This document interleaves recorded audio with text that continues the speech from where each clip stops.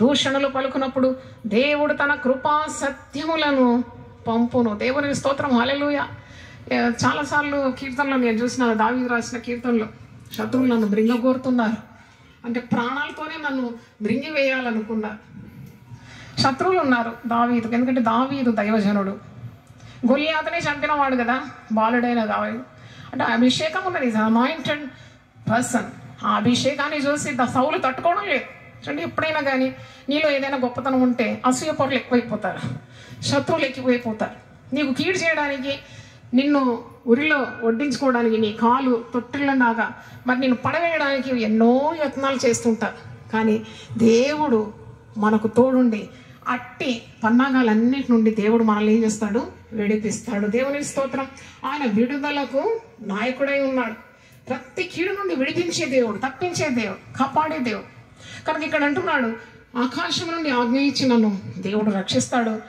నన్ను మృంగకోరు వారు దూషణలు పలుకుతున్నారండి, చెడ్డ మాటలు పలుకుతారు కొందరు, కసితీన చెడ్డ మాటలు పలుకుతారు. ఒకరిని ఓర్వ లేకుంటే చెడ్డ మాటలు మాట్లాడితే కూడా మీరు మౌనంగా ఉండాలి. దేవుని బిడ్డలు ఎప్పుడు కూడా చెడ్డ మాటకు మరి ఒక చెడ్డ మాట, తిట్టుకు మరొక కొత్త తిట్టకూడదు. ఆయన నామము నిమిత్తము మీరు నిందలు, అవమానాలు, దెబ్బలు, చెడ్డ మాటలు ఇవన్నీ భరించడం, పరలోకంలో మీ యొక్క ఫలం ఏమవుతుందట?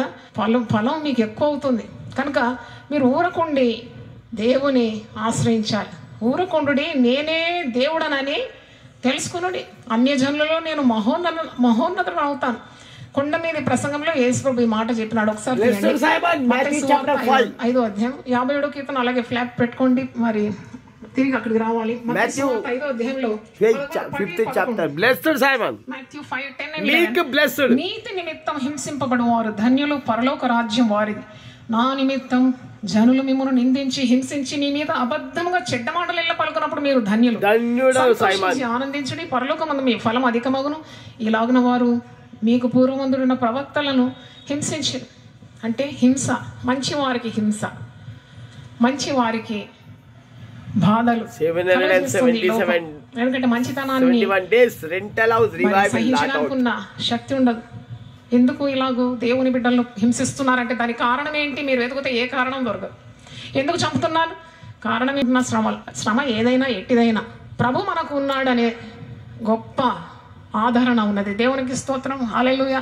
మరి అందుకే దేవుడు తన కృపా సత్యములను నాకు పంపిస్తాడు, తన కృపను పంపిస్తాడు, తన సత్యాన్ని పంపిస్తాడు, నన్ను మరి ఉద్ధరిస్తాడు, నన్ను కాపాడుతాడు అనే విశ్వాసం లేకుంటే, మనం నిరీక్షణ లేకుంటే మనం బ్రతకలేం కదా. We trust